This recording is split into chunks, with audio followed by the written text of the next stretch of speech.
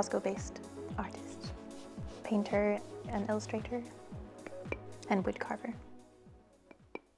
In third year of uni, I used to do like comics. It was almost like journaling for me. They were like mundane, everyday visual diary kind of thing. Like I've never been someone who like writes like journaling. When uni ended, I had like a massive like gap where I didn't do any art.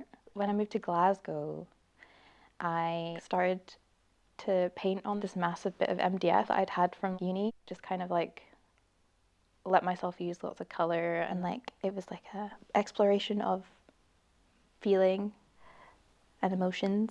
It's definitely not my style anymore, but it reminds me of like a really nice transition period of my life.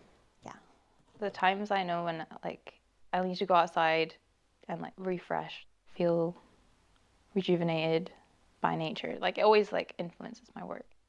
This one's called Echoes of the Bog. It's ferns and moss and nature almost like breathing and echoing. I was trying to make the artwork show like energy in the plants. Yeah, I love like wildlife, like just going outside and like looking at the birds. They don't give the crap about, everyday life. They just, they're just out there chirping. So I like have a lot of birds in my work as well. I'm so slow. I don't think you're gonna need a slow-mo. I love working with wood. I feel like people always ask why I don't really work on canvas. I just think it like the paint applies better, and I also like the fact that it's like wood, and like I draw trees and I paint trees and I carve trees. When I paint, I use loads of stuff like acrylic, oil, spray paint, gloss, oil pastels, pretty much anything, like anything can go on there. My work transformed with this kind of abstract landscapes, and I felt really good about it. Illustrations, like the goblin kind of illustrations, are kind of funny because I would like just be kind of like bored like in my job, and I would like doodle, like do quick like till receipt doodles. That kind of stuff would just get like thrown away. So like there was no stakes. The goblins, they're basically like very autobiographical. Like they're like me and like my partner. Like exploring the world and like having fun, and like it's like about friendship as well. This is the first drawing. So it was like a recreation of a goblin I drew at work, and then basically me and Mike found this really, really, really swirly stick in Queen's Park. I wanted to like immortalize the stick, so I drew him with the stick in a forest. It's a very like mundane thing to find a stick. Almost, but like it's not. It's like the most important thing ever. Like it makes me feel like I'm a kid again, You can tell it's Mike as well because he's got like a necklace and his tattoos. And then I kind of had this energy to create lots of more drawings. I mean, they're kind of like real stories, but then like jazzed up. And this one where me and Mike found a caterpillar when we were walking to work. It was like huge. It was like this big. It was in like a really busy part of Glasgow. I like picked up the caterpillar in the drawing, but not in real life. I wouldn't touch the caterpillar in real life. And then Mike's kind of been like, no, don't touch it. So that's kind of funny. It's also like very like a kind of like a fantastical way of looking at like just mundane life, and like kind of looking at life through a new lens. It's like a little snapshot of our like us falling in love, which is cute. But like it's cute.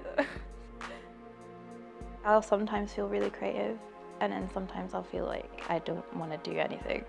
And then when I have like a creative moment, I have to like run with it.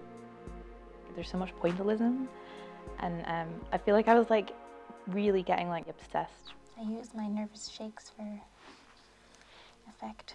It was like I was almost in like a state of like a trance, but then I couldn't stop doing them because me and Mike live across from the park from each other, so it is kind of like we're two little forest goblins. I've been living in Glasgow for 4 years. Yeah, because it was like during COVID, like it's all kind of blurry. There was friends here. That's basically what made me move here.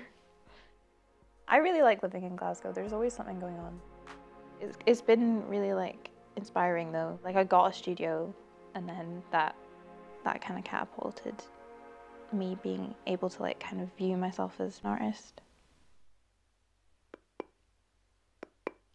Being in the studio like Velvet Donkey has been really like influential. Sharing a studio with different artists as well, having that like communal space to meet other creative people. I shared a studio with Verity Pease and we're really good friends. Verity's publishing this body of work, the collection of goblin drawings. She's compiling it into a book. It's going to be called Feast of the Forest, which is a line taken from poems my partner Mike has written for the book. Mike writes poems all the time. He's always writing songs. I just really wanted to collaborate with him creatively. And it's been like such a magical thing to do together. It's been really cool to see something that started off as scribbles at work is now being turned into a book, like a complete artwork, which I think is really special and exciting. I'm putting on an exhibition with Katie Hogg at New Glasgow Society Space, and that's where the book will be coming out. Me and Katie have got funding for this exhibition from the Hope Trust, so that's been, like, I don't think we could have done it without them. A lot of artists like me and Katie rely on this funding as well. We have like other jobs to help support us to actually create the artwork. We kind of have gone for like a fantastical world. Yeah, it's quite like an intimate space, which is really nice. I think it, like kind of smaller exhibitions are quite good as well to kind of create lots of conversations around the work. I feel like I'm in a dream, honestly. Like it's kind of like it catapulted my career, I guess.